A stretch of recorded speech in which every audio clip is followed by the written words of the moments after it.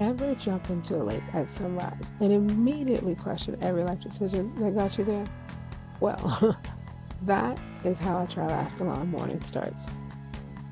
This is road school, training for a coast-to-coast ride for MS through triathlons, riding, hiking, and other adventures, while picking up a few lessons along the way. It's that time.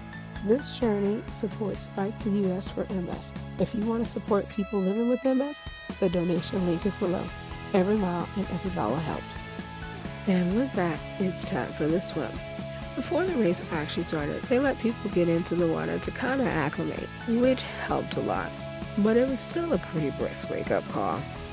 Once things really got started, I settled in, I had steady breathing, I sighted the buoys, and I followed the sea of swim caps.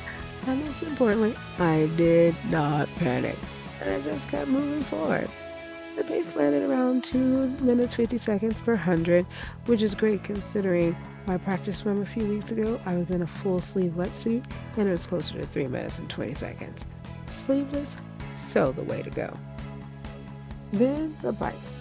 I averaged about 13 miles an hour for a 12-ish mile ride. Bad. But at one point, there was someone who had a tire issue. So I made a quick stop to help. And honestly, that's the part of cycling culture that is the most amazing. No matter where or when, if a rider needs help, you stop and ask. Even if you can't fix it, you try. Finally, the run. And that was around the London Bridge area. And yes, I stopped and took a couple of pictures. But my strategy was simple. Run 1 minute, walk 2. It worked pretty well until there was a sharp little incline.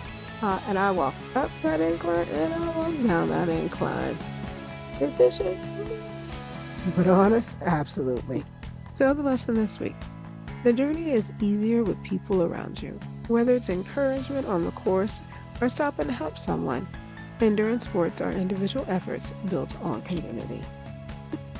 It's your turn. So what's one small way you can help someone else on their journey this week? And speaking of journeys, those inclines were a reminder that hills are coming. The next few weeks of training is all about hill practice and lots of it. See you in the next episode of Road School.